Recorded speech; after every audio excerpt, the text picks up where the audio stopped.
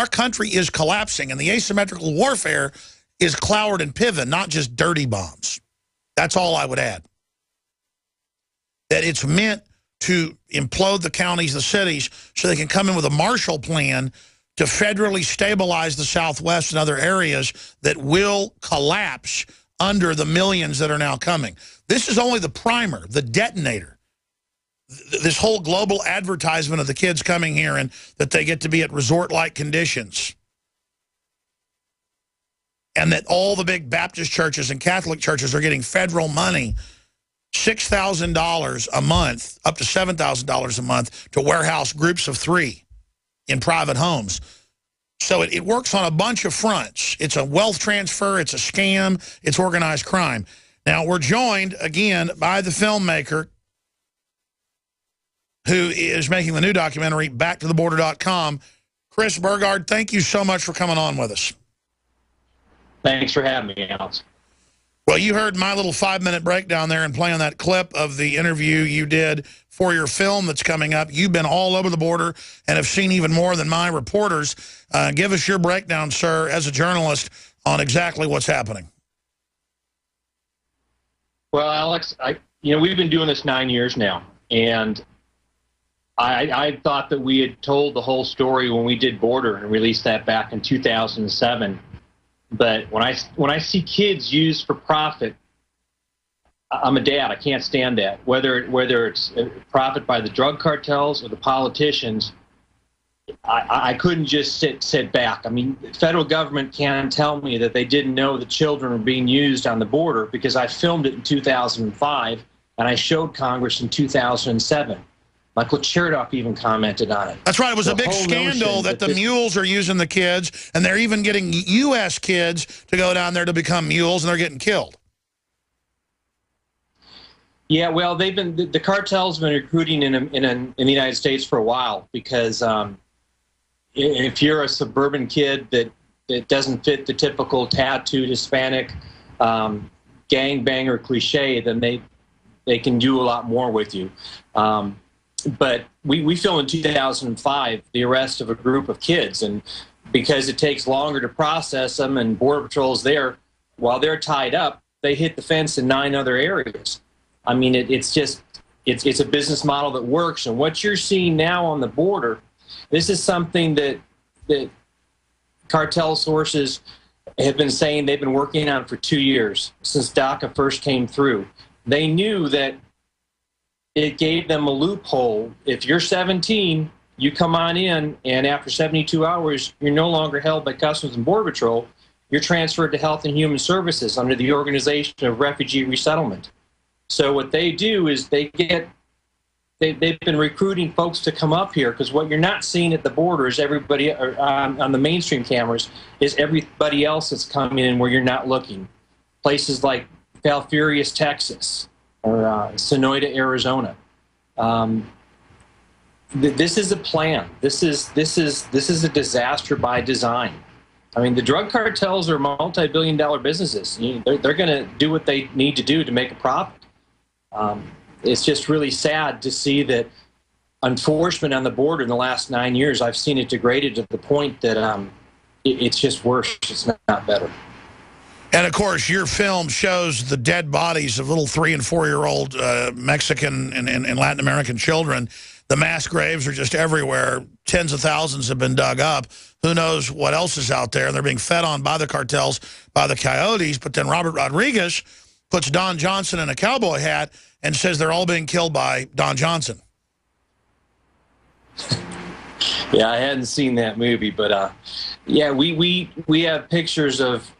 Let's go back to Falfurrias County, Texas.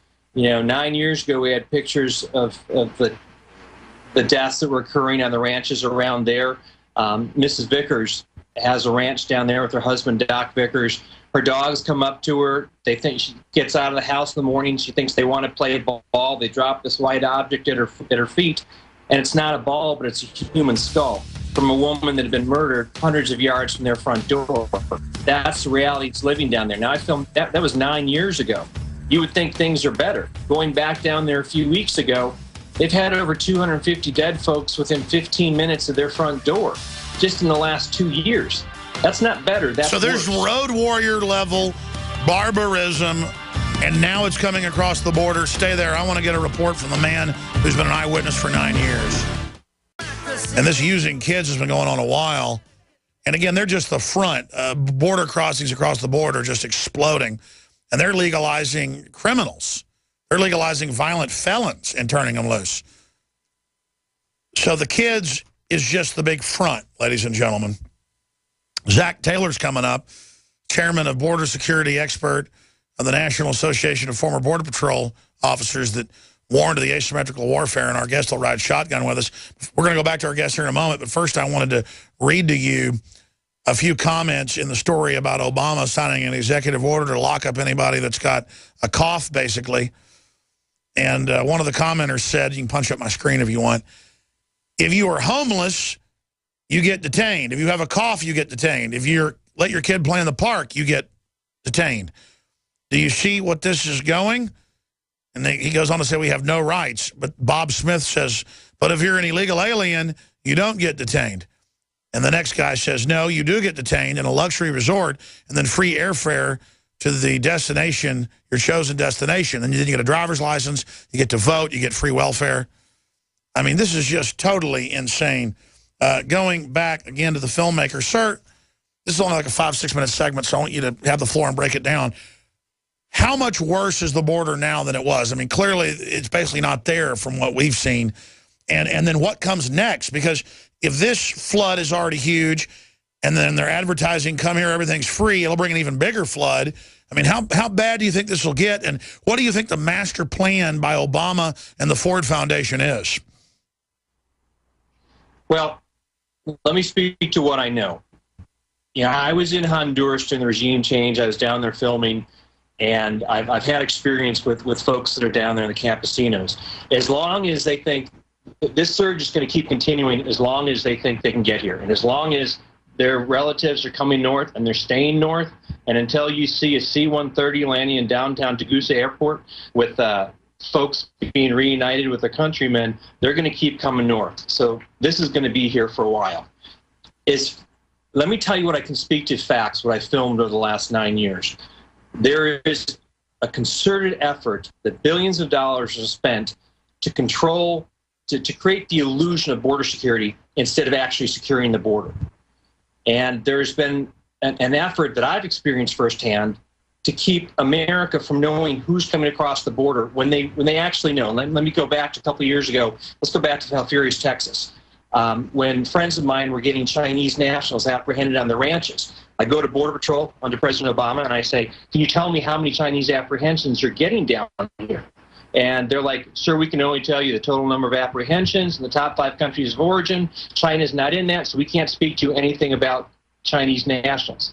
However, on those same ranches, our U.S. government has built rescue stations with languages in English, Spanish, and Mandarin. So the entire time they're keeping guys like me from bringing the truth to America, they're spending money to deal with what's coming over. And it's not just Chinese. On the Vickers Ranch, they had a Coyote Scout that dropped an Urdu dictionary. He's bringing a group of 12 across. The group of 12 got in. Now he doesn't have an Urdu dictionary to deal with folks that speak English. These are folks that are coming from either Pakistan or Afghanistan, and they're getting into the country, and it's happening on a regular basis. So what's the next step?